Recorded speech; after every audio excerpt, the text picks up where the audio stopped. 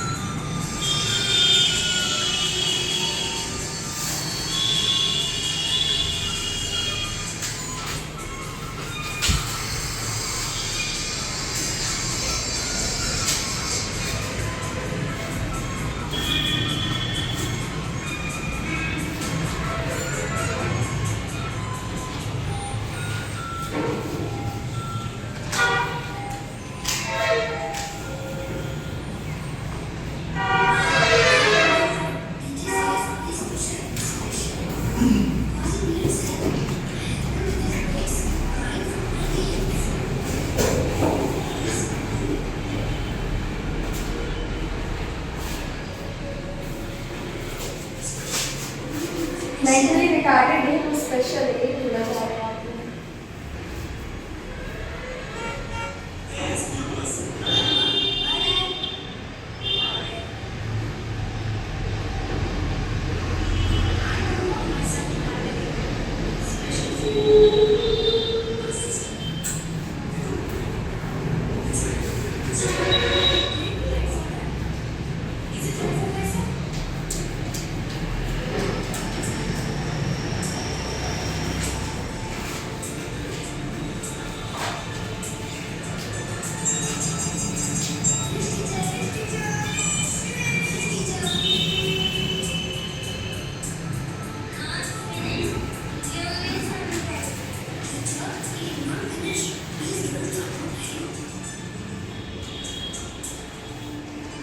This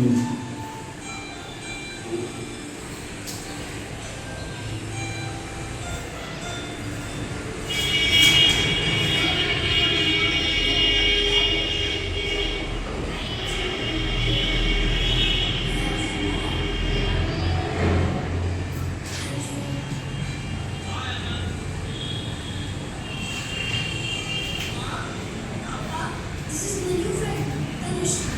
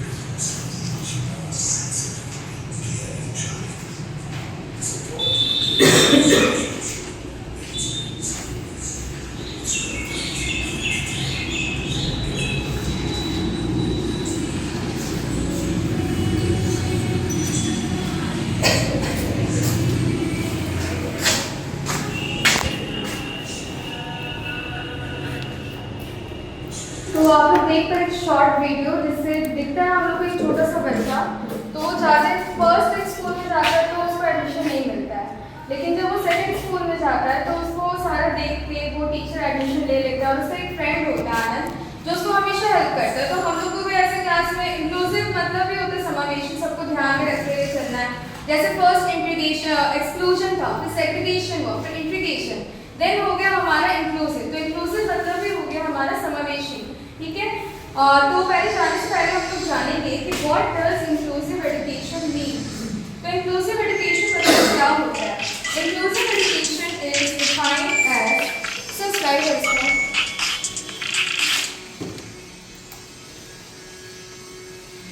Inclusive education is defined as a learning environment that promotes the full personal, academic and professional development of all learners irrespective of अभी race, तो मैं session में हूँ, एक color, 40 minute के बाद free हो gender, पाऊंगा। disability, sexual preference, learning styles and अभी मैं language. ट्रेनिंग सेशन में हूँ, 40 मिनट के बाद फ्री होऊंगा।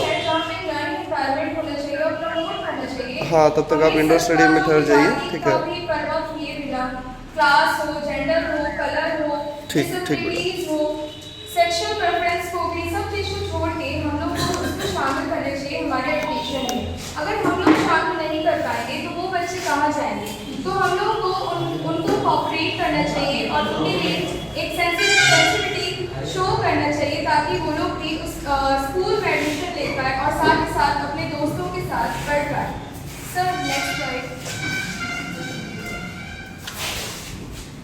नेक्स्ट है हमारा AIIMS and objectives of inclusive education. AIIMS और ऑब्जेक्टिव्स क्या है, हमारा उद्देश्य क्या होना चाहिए? Education for all. ऐसे भी हम लोग जानते हैं कि एजुकेशन सबके लिए है, जैसे हमारे राइट्स भी है कि एजुकेशन सबके लिए है, तो सारे बच्चों को शामिल करना है। ऐसे नहीं कि किसी को भी छोड़ देना पीछे और शामिल हो जाना है, तो सारे बच्चों को शामिल करना है। Education for all. नेक्स्ट है प्रोटेक्शन ऑफ राइट्स। जैसे आर्टिकल 14 से 18 तक जो है पढ़ाई का लेंगे तो वो सारा अधिकार उस बच्चों को मिलना चाहिए, कोई भी बच्चा पीछे नहीं हटना चाहिए। नेक्स्ट है आइडेंटिफिकेशन ऑफ स्किल्स। स्किल्स जितना भी है, जो भी बच्चों का जैसा स्किल्स है, हर बच्चा गिफ्टेड होता है, हर बच्चा के अंदर क्रिएटिविटी होता है, तो हम लोग को वो स्किल्स को फाइंड आउट करना चाहिए। Next one is development of social consciousness. सामाजिक चेतना का विकास करना होगा।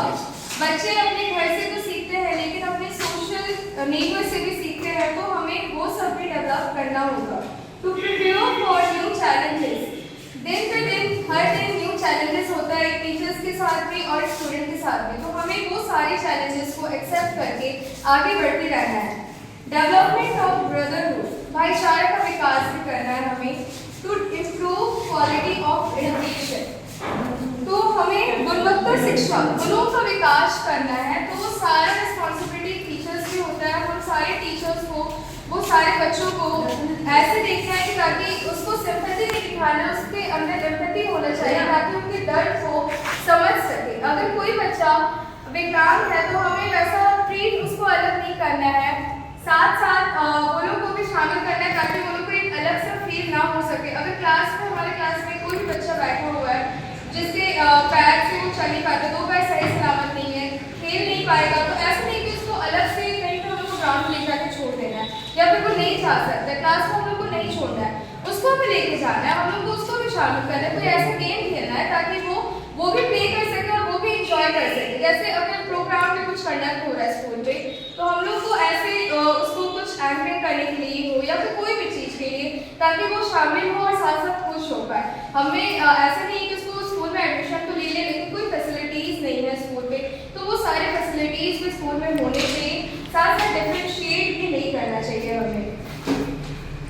सो next slide. Already there. Principles of inclusive education, तो क्या क्या प्रिंसिपल्स है? नो डिस्क्रिमिनेशन विद स्टूडेंट्स, जैसे कि बोलेगा कि जस्ट भेदभाव नहीं करना, डिस्क्रिमिनेशन तो करना ही नहीं है, किसी पे भी नहीं करना है। हम लोग जानते हैं जैसे जेंडर सेक्शुअल पे भी ये नहीं करना चाहिए कि लड़की और लड़का पे, सारे के लिए इक्वली पनिशमेंट होना चाहिए, वो होना ही चाहिए। नहीं तो फिर गर्ल्स अगर सोचेगी कि हाँ गर्ल्स को छूट मिलता है, ऐसे नहीं होना चाहिए, सबको इक्वली ट्रीट करना चाहिए, तो डिस्क्रिमिनेशन नहीं होना चाहिए। Equal education opportunity to all, ये जो एजुकेशन है ये सारे को अपॉर्चुनिटी सेम ही दिया गया है, ऐसे नहीं कि कोई अच्छे घर का इंसान है तो उसको ज़्यादा वैल्यू है और जो गरीब घर का उसको नहीं है, वो भी सेम ही क्लास में, सेम ही बेंच पे सबके सेम हो रहा है, तो इक्वल अपॉर्चुनिटी है सबको, तो एजुकेशन भी इक्वल ही मिलना चाहिए। School adopt to the need of student, हम लोग को ऐसे नहीं है कि स्टूडेंट का नीड्स को नहीं देखना, स्टूडेंट को नीड्स को रखते हुए हम लोग को स्कूल चलाना है, वो सारा मैनेजमेंट को तैयार करने के हम क्या क्या स्कूल में होना चाहिए। अगर एक सीढ़ी है तो वहाँ पे रैंप भी होना चाहिए कि वो बच्चा व्हील चेयर से चढ़ पाए। नेक्स्ट है जैसे students view understand and taking seriously, अगर कोई बच्चे को तकलीफ हो रहा है तो वो कहाँ जाकर बोलेगा, या तो अपने दोस्त को बोलेगा, अगर कोई दोस्त नहीं है तो अपने टीचर को बोलेगा, तो टीचर को वो होना चाहिए रिस्पॉन्सिबिलिटी कि वो सारे टीचर्स एक साथ उस चीज़ को समझें और उस पर एक्शन लिया जाए, ताकि जो बच्चे को दिक्कत हो रहा है, जो बच्चा रह नहीं पा रहा है उस क्लास में, तो उसका प्रॉब्लम को सॉर्ट आउट किया जाए। Next one is individual differences between students are a source of richness and diversity and not a problem।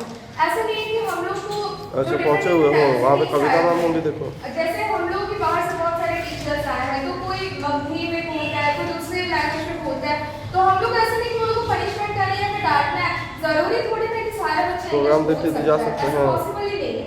अगर वो एक कंटिन्यूएशन किया है तो वो उसको जैसा आपको बोला गया उस हिसाब से हिंदी में बोलता है, बट वो लोग को लैंग्वेज को भी रेस्पेक्ट करना चाहिए, क्योंकि मदर टंग तो फर्स्ट अफेक्ट करता ही है, हर किसी में करता है। अगर हम लोग देखा जाए तो जैसे दार्जिलिंग साइड वो लोग का लैंग्वेज, जब वो लोग हिंदी बोलते तो वो लोग का लैंग्वेज थोड़ा डिफरेंट साउंड करता है, बंगाल साइड से भी तो वो लोग का भी लैंग्वेज थोड़ा डिफरेंट, तो हर एक स्टेट का अपना अपना एक प्रभाव पड़ता ही है। तो सारे जितना भी डाइवर्सिटी कहीं से भी आ रहे बच्चे, तो उनको देखते हुए हम लोग को वो प्रॉब्लम नहीं समझना, बट वो तो अच्छे है कि हम लोग सारे डाइवर्सिटी को हम लोग एक्सेप्ट करके क्लास को पढ़ा रहे हैं, बच्चों को साथ में सिखा रहे हैं। नेक्स्ट है benefits of an inclusive classroom. Classroom में क्या बेनिफिट्स है? इंक्लूसिव क्लासरूम जब हो रहा है तो प्रोवाइड्स अपॉर्चुनिटीज फॉर फ्रेंडशिप। जिस तरीके से आप इस वीडियो में देखेंगे कि आनंद कैसे एक ही बच्चा था जो हाथ उठाया था होगा, तो वैसे हर क्लास में हम लोग को सबसे पहले तो मोरालिटी बतानी ही चाहिए कि कैसे क्या होना चाहिए और कैसे किसके फ्रेंडशिप होना चाहिए, किसको कैसे हेल्प करना चाहिए, सोशल अवेयरनेस भी होना चाहिए सबके बीच में। तो वो सारे टीचर का रिस्पॉन्सिबिलिटी है ताकि हम लोग सारे बच्चों को सिखा पाए।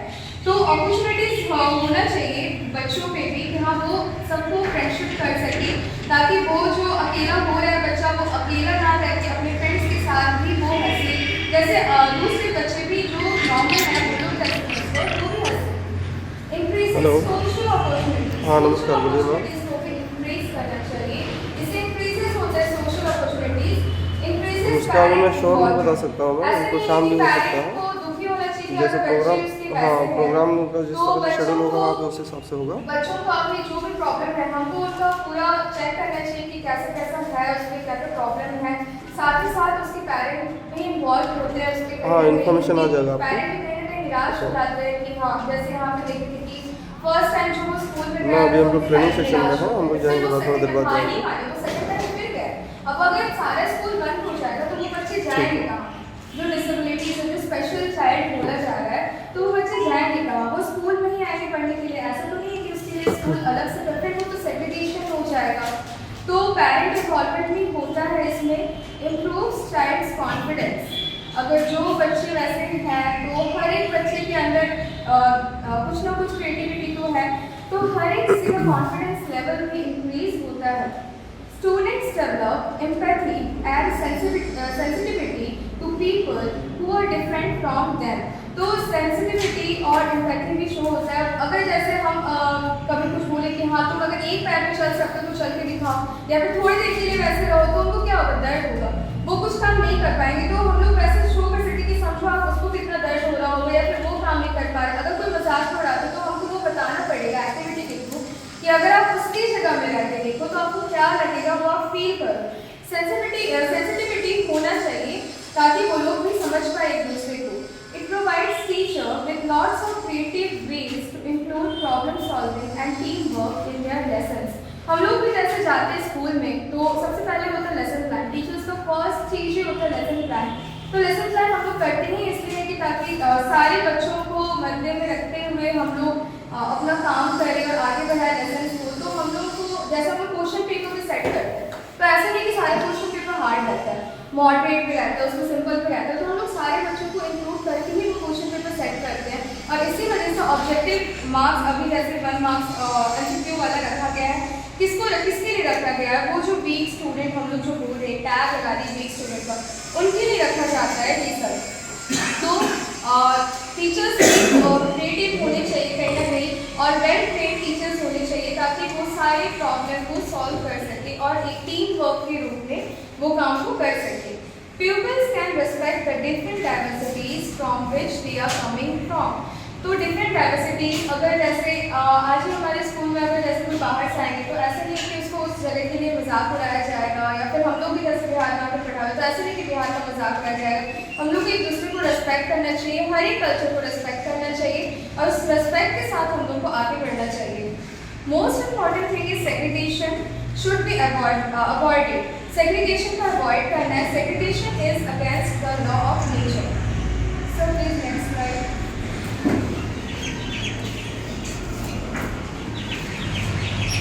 Next one is practice of inclusive education.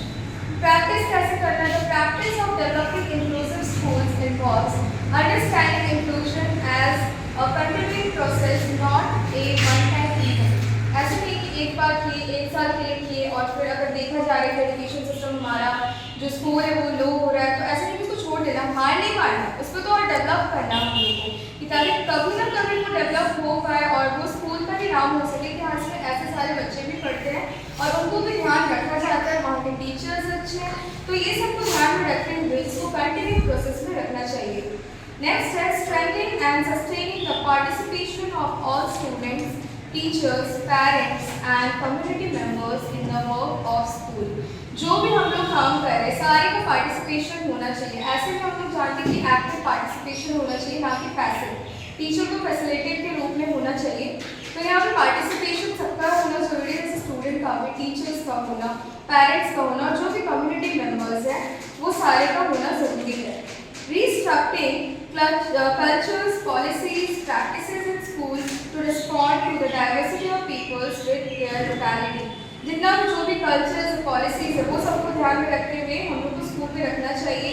Providing an accessible curriculum and appropriate training programs for all teachers and students.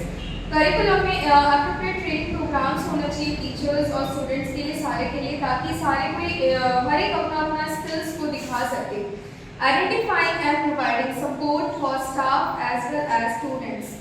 तो आइडेंटिफिकेशन हम लोग को कैसे होगा जब हम लोग सारे बच्चों को जो वैसे हैं उसको एक जगह में बुलाएं या फिर उसको गेम्स के थ्रू या पोएम के थ्रू या रीडिंग के थ्रू, क्योंकि सब में कुछ ना कुछ प्रॉब्लम होता है। अगर हम लोग देखा जाए जैसे बहुत सारे होता है, हम लोग आगे पढ़ेंगे डिस्लेक्सिया, डिस्ग्राफिया, डिस्कैल्कुलिया, तो बहुत सारा डिसऑर्डर्स होता है।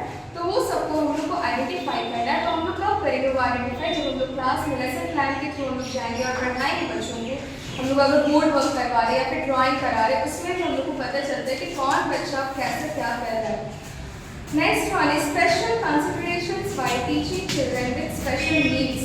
ऐसा नहीं है कि हम लोग को सारे को इक्वल ट्रीट करना है, इक्विटी भी होता है। तो इक्वल और इक्विटी में डिफरेंसेस है कि अगर जैसे कोई शॉर्ट हाइट है और हम लोग सेम बॉक्स ले रहे हैं तो वो ऐसे नहीं, शॉर्ट हाइट तो फिर पहुंच नहीं पाएगा। तो इक्विटी हो गया, एक स्टेप हम लोग को उसका नीड्स के अनुसार ही देखना है हम लोग को। तो क्या है स्पेशल नीड्स हम लोग को देखना है, जैसे complete multi sensory task like word building. जो वर्ड बिल्डिंग होता है नर्सरी किड्स ये सब में जो होता है, एयर राइटिंग, स्टोरीस्टिक्स एक्सेट्रा, पजल, ये सब भी which helps a learner to understand how to read, how to segment each letter and to blend it. तो वो लोग सीख सकते हैं कि किस तरीके से रीड करना है और कैसे लिखना है, कैसे लेटर्स को सीरियल वाइज करना है। Find out the child's most effective mode of learning. कैसे हम लोग को फाइंड आउट करना, ऑडिटरी, विजुअल, टैक्टाइल एक्सेट्रा। तो ये सारे मेथड्स है जिसके थ्रू हम लोग चाइल्ड्स को, चिल्ड्रन को देख सकते हैं। नेक्स्ट है role of teacher in inclusive education. Role of teacher क्या होना चाहिए, टीचर का रोल क्या होना चाहिए? Interaction with family. अगर हमें कुछ भी प्रॉब्लम हो रहा है तो ऐसा नहीं कि हम लोग हर दिन खुद ही सॉल्व कर रहे हो प्रॉब्लम को, बोल दे रहे हैं किसी को और चाहे तो प्रेशर हो रहा है वो चीज़ का, तो हम लोग को इंटरेक्शन करना चाहिए फैमिली में। जैसे पेरेंट्स उसके जो है उनसे पूछना चाहिए, क्योंकि ज़्यादातर वो अपना टाइम घर पे भी बिताते हैं। मे बी वो हो सकता है कि अपने पापा मम्मी से ज़्यादा कुछ देर मिले हो, तो वो अपने पेरेंट्स को बताएंगे तो वो अल्टीमेटली हम लोग को भी बता सकते हैं पेरेंट्स से। अगर पीटीएम जैसे होता है तो पीटीएम ना छोड़ के हम लोग पर्सनली गार्जियन को बुला सकते हैं और उससे बैठ के बात कर सकते हैं, बच्चों को भी सामने रख सकते हैं। To be able to solve their problem. हम लोग क्या करेंगे, हम लोग प्रॉब्लम सॉल्व करेंगे। ऑब्वियसली वो लोग प्रॉब्लम होगा तो टीचर ही प्रॉब्लम सॉल्व करेगा। To develop learning strategies. हम लोग जानते हैं बहुत सारे डिफरेंट लर्निंग मेथड्स हैं। हम लोग ऐसे भी वन वे टीचिंग तो करते हैं, लेकिन बहुत सारा डिफरेंट वेज यूज़ करते हैं हम लोग, सारे सब जानते ही हैं हम लोग। To be able to provide special facilities. उनके लिए स्पेशल फैसिलिटीज़ होनी चाहिए। जैसे ड्रिंकिंग वाटर अगर एरिया देखा जाए तो बहुत सारे स्टेशन पे रहते ही है कि जैसे विकलांग जो है उनके लिए थोड़ा नीचे वाला रहता है ताकि वो जाके पानी भर सके। ऐसे नहीं कि उनके लिए कोई हेल्प करे पानी भरने के लिए, तो वैसे स्कूल में भी होना चाहिए ताकि हर एक जो उनका नीड्स है वो सारा फुलफिल हो सके। To be able to look after their personal needs. जो उनका पर्सनल नीड्स है उनको भी ध्यान रखना है। To be able to recognise their hidden talents. हम लोग को क्या देखना है, उनका जो हिडन टैलेंट्स है। अगर देखा जाए जो ईशान तारे जमीन थे उसको डिस्लेक्सिया था लेकिन वो ड्राइंग कर पाता था, अच्छा है ना। तो अगर वो मूवी के थ्रू हम लोग बच्चों को भी दिखाएं तो वो लोग के अंदर भी थोड़े मोटिवेशन क्रिएट हो सकता है। तो उसके हिडन टैलेंट अगर हम लोग कहीं कभी हाँ ड्राइंग करो, कोई गाना गाओ, कोई डांस करके दिखाओ, तो ये भी हो सकती है कि वैसा बच्चा के अंदर जो टैलेंट है वो बाहर उभर के आ सके, थोड़ा फ्री हो सके, ताकि वो टीचर से भी फ्री हो सकते बात करने के लिए। नेक्स्ट है increase in the participation of co-curricular activities and games. Participation में जो है वो इंक्रीज करते रहना एक्टिविटीज, को-करिकुलर एक्टिविटीज जैसे डांस हो गया, गाना हो गया, नाटक हो गया, ये सब में हम लोग उसको पार्टिसिपेशन करवा सकते हैं, गेम्स हो गया। Next one is design of classroom for inclusive education. क्या डिजाइन होना चाहिए क्लासरूम का इंक्लूसिव एजुकेशन अगर हम लोग बोल रहे हैं। Use of different teaching ads. Teaching ads हम लोग डिफरेंट यूज करना चाहिए। साइज ऑफ क्लासरूम, ऐसे नहीं कि छोटा सा एक डिब्बा जैसा क्लासरूम हो तो फिर जो बच्चे हैं वो भी स्पेस नहीं मिल पाएगा, है ना। तो वो चीज़ के लिए हम लोग को स्पेस, साइज और एयरिंग होना चाहिए, ये सब देखना चाहिए। Next one is arrangement of light. बहुत इंपॉर्टेंट है अरेंजमेंट ऑफ लाइट। तो अरेंजमेंट ऑफ लाइट क्यों बोला जा रहा है, क्योंकि बहुत सारे बच्चे ऐसे होते हैं जिसको काफी साइड देखना है तो उनको लाइट में प्रॉब्लम होता है। तो बच्चे प्रॉब्लम फेस ना करता है तो सबसे पहला होता है कि क्लासरूम का एनवायरनमेंट कैसा होना चाहिए, क्योंकि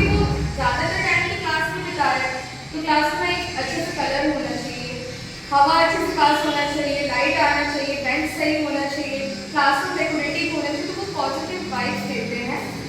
फिर नेक्स्ट है अटेंशन टू फिजिकल नीड्स। जो भी बच्चे हैं जो हमारे साथ पढ़ रहे हैं उनका जो नीड्स है फिजिकल नीड्स वो भी हम लोगों को ध्यान में रखना है। नेक्स्ट है special attention to disabled children. अब ऐसा नहीं कि हम लोग एक चीज़ में सारे बच्चों को पढ़ाते जा रहे हैं। अब वो बच्चे क्या करेंगे जो डिसेबल्ड है, हम जिसको पूरे स्पेशल चाहिए, तो उनके लिए हमने कुछ डिफरेंट वे यूज़ करना है। हम पहले सुने डिफरेंट टीचिंग एड्स यूज़ करना है, तो उनके लिए हम लोग को क्या करना है, हम लोग को उनके लिए जैसे हम लोग सीधा सा बात है कि अगर क्लास में एक बच्चा स्ट्रॉन्ग है तो दूसरा वीक होता ही होता है, अगर एक टॉपर है तो एक नीचे होता ही होता है। तो उसके लिए हम लोग बहुत सारे मेथड्स अप्लाई करते हैं कि हम लोग पढ़ ले, याद हो सके। तो हम लोग एक्शंस के थ्रू जाते हैं, छोटे से सिखाया जाता है कि हाँ एक्शंस करना है। तो हम लोग भी कोशिश करते हैं कि हाँ वो लोग भी पढ़ सके अच्छे से, ताकि आफ्टर हमारे टीचर को ही दिया जाता है, अप्रिशिएशन किया जाता है। तो उस चीज़ में वो स्टूडेंट्स को भी हम लोग को शामिल करना है ताकि वो लोग भी पढ़ सके। क्या पता जो बोल नहीं पा रहे, जो हंस नहीं पा रहे, वो एक्टिविटीज़ के थ्रू करके वो हंस सके। तो वो जो स्माइल है वो टीचर्स को सुकून देता है जब वो स्माइल बच्चों पे आ जाता है, जब वो बोलना स्टार्ट करता है, जब वो फ्रेंडशिप अपना बढ़ाना शुरू करता है, तो वो सबको लगता है कि हाँ वो बच्चा इन्वॉल्व हो रहा है। नेक्स्ट है हमारा the main important thing is in the curriculum that curriculum should be flexible. curriculum flexible होना चाहिए। तो ये ध्यान रखना है स्कूल के मैनेजमेंट को, जो वो भी डिसाइड कर रहे हैं कि कैसा होना चाहिए हमारा सब सारा चीज़, हमारा पूरा स्कूल का क्या क्या है करिकुलम, तो वो सारा चीज़ क्या होना चाहिए, फ्लेक्सिबल होना चाहिए, फ्लेक्सिबल रूटीन होना चाहिए। अगर कंटिन्यूस कोई पढ़ते जा रहा है और उसको गेम का ज़रूरत है, उसको म्यूज़िक का ज़रूरत है, हम लोग देखते क्लास में एकदम बोर हो जाता है। कभी कभी बच्चा ऐसा होता है हाँ जस्ट मैथ्स का क्लास खत्म हुआ, उसके बाद सोशल साइंस है, बच्चा फिर सोचता है कि सोशल साइंस फिर हिंदी का क्लास है। तो ऐसा नहीं करना, अगर कोई सब्जेक्ट लर्निंग हो रहा है तो उसके बीच में कुछ एक डिफरेंट वाला सब्जेक्ट होना चाहिए ताकि उसमें क्लास में मस्ती कर पाए। जैसे सोशल साइंस से पहले या फिर कुछ भी लिटरेचर सब्जेक्ट से पहले गेम हो जाए, म्यूजिक हो जाए, तो वो लोग एंजॉय करते हुए पढ़ सकता है और इंटरेस्ट लेके पढ़ सकता है। ऐसे नहीं कि अगर क्लास कंटिन्यूएशन में हो रहा है, बच्चा बैठा तो है बट उसका ध्यान लेके नहीं लग सकता है। अब लास्ट पीरियड ही अगर हो जाता है तो हम लोग देखते हैं सब चिल्लाना शुरू कर देता है, जो टीचर जाता है वो भी परेशान और बच्चा भी परेशान कि टीचर कब जाए। तो उससे क्या करना, हम लोग को ज़्यादातर देखते हैं कि लास्ट पीरियड में हम लोग को म्यूजिक हो या गेम्स हो या लाइब्रेरी बहुत इंपॉर्टेंट है। लाइब्रेरी हर स्कूल में होना चाहिए कि बच्चे जाके वहाँ सीख सकें, ताकि वो लोग जो अपना कुछ है अलग चीज़ भी तो सीखना है, वो बच्चा जो बुक ही पढ़ रहा है कंटिन्यूस, तो उनको भी तो देखना है स्टोरी बुक। हम लोग स्टोरी बुक के लिए तो वो लाइब्रेरी प्रोवाइड करते हैं, कुछ उपन्यास होता है वो सब भी देखने के लिए वो लोग लाइब्रेरी जाते हैं, तो वो सब पढ़ सकता है, तो वो लोग अपने माइंड को फ्री कर सकते हैं। स्कूल में आने का मतलब वो लोग ऐसे नहीं कि निराश होकर आए, खुशी आए, वो लोग खुशी शामिल हो हमारे स्कूल पे। Next one is inclusive classroom for success. क्या है, positive attitude and belief of teachers. Positive attitude है टीचर्स का और बिलीव होना चाहिए सारे टीचर्स को कि हाँ मेरा बच्चा कर सकता है।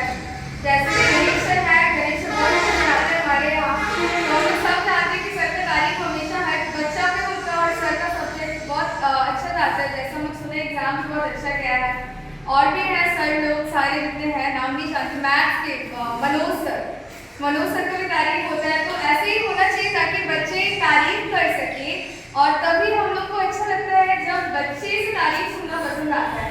अगर बच्चे लास्ट टाइम में हो रहे हैं कि हम लोग को टेंशन हो रहा है, क्या करें, टीचर को कॉल करके परेशान है, कितना पढ़ाई करें, कितना क्या करें, तो अगर उस टाइम टीचर क्या करते हैं कि उनको शॉर्टकट वे में बताते हैं कि हाँ ये चीज़ पढ़ो, अब उन्हें टेंशन मत लो, उसको पूरा कॉपरेट करते हैं, तो उससे बच्चे क्या होता है सहानुभूति ले लेते हैं कि हाँ टीचर तो है ना साथ में, टीचर बता देते हैं कि इसी वे में इतना अगर उनको सपोर्ट मिल रहा है तो और क्या ही चाहिए एक बच्चा को। तो टीचर में सपोर्ट बहुत मायने करता है और उनको बिलीव भी होता है और बच्चों को भी बिलीव होता है टीचर पे कि हाँ मेरे टीचर कर लेंगे, ऐसे ही होता है। तो वो जो स्पेशल एक्टिविटी है उसके अंदर भी ऐसे ही होगा कि हाँ वो बच्चा पढ़ लेगा, वो बच्चा खुद कर सकता है, मेरे टीचर हमको पढ़ा रही है, अगर मैं स्कूल में एडमिशन लिया तो जरूर मैं स्कूल में आके पढ़ सकता हूँ, ऐसा हो सकता है। तो सारे टीचर्स को बिलीव होना चाहिए और पॉजिटिव एटीट्यूड होना चाहिए, उसके सामने कुछ नेगेटिव एनवायरनमेंट हमें क्रिएट नहीं करना है, ताकि ऐसा ना हो कि हम कुछ बोल रहे हैं अरे ये ऐसे नहीं चल सकता, उसको छोड़ो रहने दो, तो वो नहीं करना है, क्योंकि अगर वैसे करेंगे तो उसमें इम्पैक्ट पड़ेगा वो चीज़ का कि नहीं मुझे नेगलेक्ट किया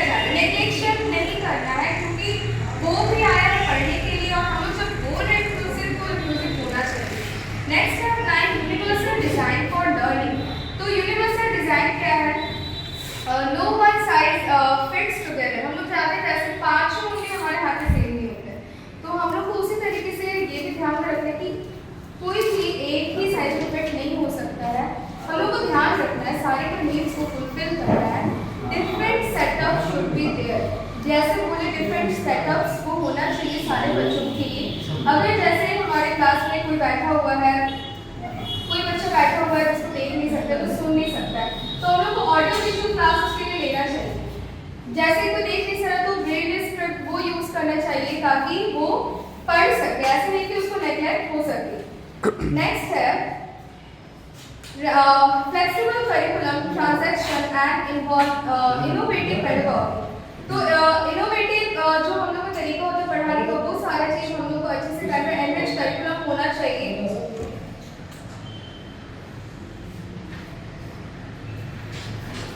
We should keep one motto in our mind, that is diversity in our strength. Equity is our commitment, inclusion is our goal. I will repeat that motto क्या होना चाहिए कि diversity is our strength, वो हमारा strength है, diversity जितना भी है। Equity is our commitment, equity not equality. Inclusion is our goal, और हमारा goal क्या होना चाहिए? Inclusion होना चाहिए। Next है यूज ऑफ हेटेरोजेनस ग्रुप। अगर हम लोग होमोजेनस ग्रुप डालेंगे, अगर सेम बच्चा जो पढ़ाई में अच्छा है, अगर हम लोग सेम ग्रुप में उसको बैठा देंगे, अगर हम लोग बैठा भी रहे हैं तो हम लोग अगर देखते हैं कि फर्स्ट बेंच में सारा स्ट्रॉन्ग बच्चा उसको मतलब चिल्ड्रन को बैठा देते हैं, तो वैसे नहीं रहता है, स्ट्रॉन्ग वीक। और अगर हम लोग स्पेशल चाइल्ड को भी अगर अपने स्कूल में लेंगे तो उनको एक स्पेशल सीट देना फर्स्ट बेंच में, ताकि वो लोग को भी अच्छा लगे, वो लोग भी पॉजिटिव और कॉन्फिडेंस फील सके और वो लोग भी पार्टिसिपेट कर सके। और हेटेरोजेनस ग्रुप वही हुआ जो डिफरेंट जितना भी है उनका आईक्यू लेवल वो सारे को एक साथ करे, तो उसमें क्या होता है कि टीम वर्क भी होता है। जो अच्छा कर रहा है वो गाइड करेगा, तो उससे क्या होगा कि एक लीडरशिप का क्वालिटीज भी डेवलप करता है उनके बीच। Use of audio visual aids, हमारे स्कूल में ऑडियो विजुअल एड्स होना चाहिए प्रॉपर, हर एक क्लासरूम में होना चाहिए, क्योंकि ये बहुत ज़्यादा ज़रूरी है। अगर देखा जाए तो वो SST पे भी हो सकता है, वो इंग्लिश पे भी हो सकता है, वो मैथ्स पे भी हो सकता है। जैसे हम लोग थोड़ी देर पहले एक सेशन सुने थे स्टोरी टेलिंग का, तो हम लोग स्टोरी टेलिंग बच्चों की क्लास में तो होना चाहिए, साथ ही साथ हायर क्लासेस में भी होना चाहिए, क्योंकि अगर हम लोग एक ही मेथड पे पढ़ा रहे हैं लेक्चर मेथड पे, तो वो मेथड कहीं ना कहीं कभी ना कभी काम नहीं करता है। तो उसके लिए हम लोग को ऑडियो विजुअल क्लास बहुत ज़्यादा जरूरी है, ताकि वो बच्चे भी थोड़ा फ्री हो सके। क्यों हमेशा हम लोग ऐसे ही बैठ के रीड कर सके या फिर पढ़े जो हम लोग बोल रहे हैं, तो उसके लिए ऑडियो विजुअल क्लास होना ज़्यादा जरूरी है। एनरिच्ड करिकुलम होना चाहिए, नो सेग्रीगेशन नहीं होना चाहिए। Differentiated instruction means differentiated instruction is the way in which the teachers addresses student differences in classroom। जो टीचर्स क्या करते हैं, जितना भी डिफरेंसेस है हर एक बच्चे पे, क्योंकि हर एक बच्चा सेम नहीं होता है, तो उनको डिफरेंसेस को एक्सेप्ट करना चाहिए और देखना चाहिए कि क्या क्या किस बच्चे में क्या क्या डिफरेंस है। जैसे हम लोग थोड़ी देर पहले मैम बोल के गई थी पोर्टफोलियो वर्ड बोल के गई थी, तो वो पोर्टफोलियो क्यों होना चाहिए, क्योंकि वो सारे बच्चा का पूरा डिटेल निकल जाता है कि वो शुरू से लेकर लास्ट तक वो क्या थे, उसमें क्या प्रॉब्लम है, तो ये सारा चीज होना चाहिए। Differentiated instruction can take place through a modification of content, process and product. उनका जो कंटेंट है उनका और जो उसका प्रोसेस और वो प्रोडक्ट, वो सारे जो शो होता है, हम लोग जिस तरीके से उनको पढ़ाएंगे वो प्रोडक्ट शो होगा लास्ट में। Presenting new information using a few different approaches, ensuring that all groups of students are receiving new information in a way they find easy to process। हम लोग कोशिश करेंगे कि ज़्यादा से ज़्यादा हम लोग उसको इजी वे में एक्टिविटीज़ के थ्रू सिखा सकें। और डिफरेंशिएटेड इंस्ट्रक्शन इसलिए होना ज़रूरी है क्योंकि वन वे में हम लोग कभी भी सारे बच्चों को नहीं, एक घंटे में तो कभी भी हाँ नहीं सकते हैं, तो हम लोग को डिफरेंट मेथड्स यूज़ करना है ताकि वो सारे बच्चे सीख सके जो क्लास में सारे के बैठे हैं। अगर कोई गरीब बच्चे बैठे अगर वो बोल नहीं पा रहा, तो हम लोग ऐसा ना समझे कि वो बोल नहीं सकता है, ऐसा कभी ना समझे कि वो बोल नहीं सकता है, वो वीक है, हम लोग ऐसे ही जज नहीं कर सकते, क्योंकि वो बच्चा भी कहीं ना कहीं वो शाइन करता ही है, ऐसा होता ही है। अगर देखा जाए तो बहुत सारे जो पर्सनालिटीज़ है जैसे Stephen Hawking, Helen Keller, Sudha Chandran, ये सारे फेमस है, ये सुपर हीरोज है हमारे लिए।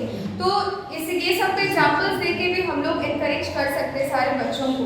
कुछ लर्निंग डिसेबिलिटीज़ हैं, जैसे पहले 7 थे। डिस्लेक्शिया हो गया, रीडिंग डिसऑर्डर, जैसे ईशान शर्मा था जो तारे ज़मीन पे, फिर नेक्स्ट है डिस्कैल्कुलिया, कैलकुलेशन, जिसको कैलकुलेशन करने में प्रॉब्लम होता है, जो मैथ्स टीचर समझ सकते हैं, कैलकुलेशन करने में जो प्रॉब्लम होता है वो बहुत सारे मेथड्स अप्लाई तो करते हैं करने के लिए, क्ले से हो या फिर कुछ भी मार्बल से लेके हो, तो वो सारी चीज़ को ध्यान रखते हुए, जैसे उनको जो बीमारी जो होता है डिसऑर्डर, तो उनको ध्यान रखते हुए भी एक्टिविटीज के थ्रू उनको सिखाना चाहिए। नेक्स्ट है डिस्ग्राफिया, जिनको लिखने का प्रॉब्लम होता है, वो 1 से लेके 5 तक, 7 में 9 तक आ तो गया है, लेकिन उनको लिखने में बहुत प्रॉब्लम होता है, तो वो शुरू से तब हम लोग को समझना चाहिए कि उनको डिस्ग्राफिया है, उनको लिखने में प्रॉब्लम हो रहा है। नेक्स्ट है ऑडिटरी प्रोसेसिंग डिसऑर्डर, जिनको साउंड से रिलेटेड डिसऑर्डर होता है, तो उनके लिए हम लोग को वॉइस चेंज करना है क्लास पे, ऑडियो विजुअल क्लास में, तो वो सब चीज होना चाहिए। लैंग्वेज प्रोसेसिंग डिसऑर्डर, नेक्स्ट है नॉन वर्बल लर्निंग डिसेबिलिटीज, जिनको समझने में दिक्कत होता है, फेशियल एक्सप्रेशन और टोन ऑफ वॉइस पर डिफरेंट होता है, तो वो सब चीज समझने में जिसको दिक्कत हो रहा है, ये डिसेबिलिटी है। Visual, perceptual and visual motor deficient, ये पहले 7 डिसेबिलिटीज होते थे अर्लियर, नेक्स्ट 14 इंक्लूड किया गया and now it is 21 disabilities. Sir please show the slide.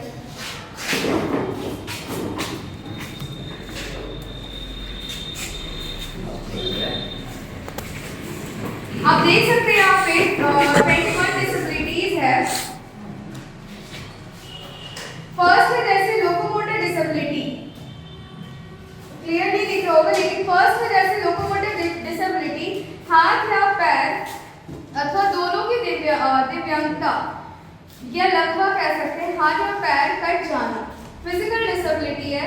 Next है बौनापन, ड्वार्फिज्म, ठीक है, इनका साइज छोटा होता है। मस्कुलर डिस्ट्रॉफी, मसल्स से जिसको रिलेटेड प्रॉब्लम होती है, मांसपेशियों में कमजोरी एवं विकृति। नेक्स्ट है एसिड अटैक विक्टिम, इनको भी शामिल किया गया है डिसेबिलिटीज में। शरीर के अंग, हाथ, पैर, आंख आदि पेशाब हमले की वजह से असामान्य या प्रभावित होना, तो इनको भी शामिल किया गया है। ब्लाइंडनेस, देखने में कठिनाई, पूर्ण दृष्टि में देखने में जिसको कठिनाई होती है उनके लिए है। लो विजन, कम दिखना, 60 वर्ष से कम आयु की स्थिति में रंगों की पहचान नहीं कर पाना, वो लो विजन है। श्रवण बाधित, डेफ, दोनों कानों में 70 डेसिबल श्रवण क्षति, इनको सुनाई नहीं दे रही है। हार्ड ऑफ हियरिंग, दोनों कानों में 60 से 70 डेसिबल श्रवण क्षति, 60 से 70 डेसिबल श्रवण क्षति उनको प्रॉब्लम होती है सुनने में। स्पीच एंड लैंग्वेज डिसेबिलिटी, बोलने में और समझने में इनको कठिनाई होती है। बोलने में कठिनाई, सामान्य बोली से अलग बोलना जिसे अन्य लोग समझ नहीं पाते, जैसे कोई होता है थोड़ा तोतला के बोलता है, तो समझ कोई मजाक उड़ाता है, तो ऐसा नहीं करना, उनकी बातों को समझना है। कोई हिचका के बोलता है, बोल नहीं पाता, अ कहता है, तो वो सब चीज़ थोड़ा समझना है क्लास में। लेप्रोसी क्योर्ड, हाथ या पैर या उंगलियों में विकृति, टेढ़ापन, थोड़ा हाथ में टेढ़ा हो जाता है। शरीर की त्वचा पर रंगहीन धब्बे, हाथ या पैर से उंगलियां सुन्न हो जाना, काम नहीं करते, ब्लड नहीं पहुंच पाता, जिससे पैरालिसिस भी एक तरह से बोल सकते हैं। सेरिब्रल पाल्सी, पैरों में जकड़न, चलने में कठिनाई, हाथ से काम करने में कठिनाई। मल्टीपल डिसेबिलिटीज, मल्टीपल मतलब है समझने बहुत सारे, 2 या 2 से अधिक दिव्यांगता, श्रवण या दृष्टि बाधिता।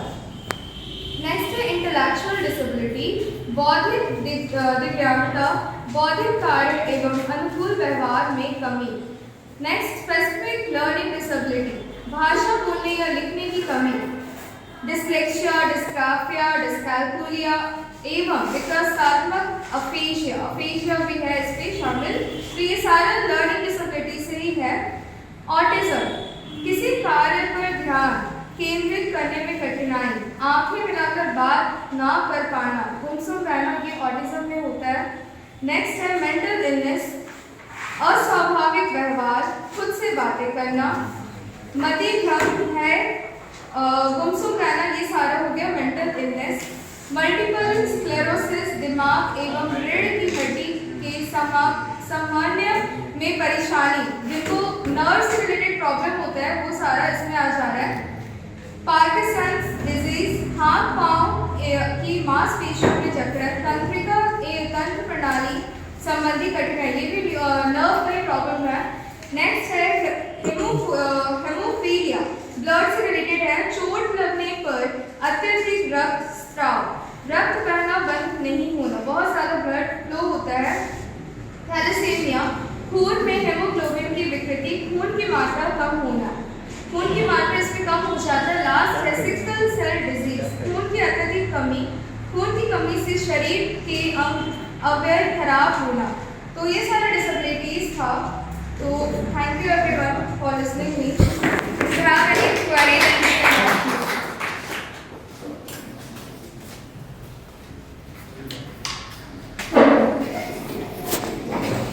Thank you, ma'am, for a beautiful session. And in every school, not in every school, in some schools, we find that some this type of students, those who are suffering from these kind of diseases or disabilities. So we should take care them with a very piece of love, so they can adjust in our classroom and they can feel free and feel happy in that environment, and they can study according to the whatever is going on in the classroom. Okay, and I thank Adeline Miss for giving us such a beautiful session from behalf of everyone. Thank you, ma'am. Thanks for the session. Very good.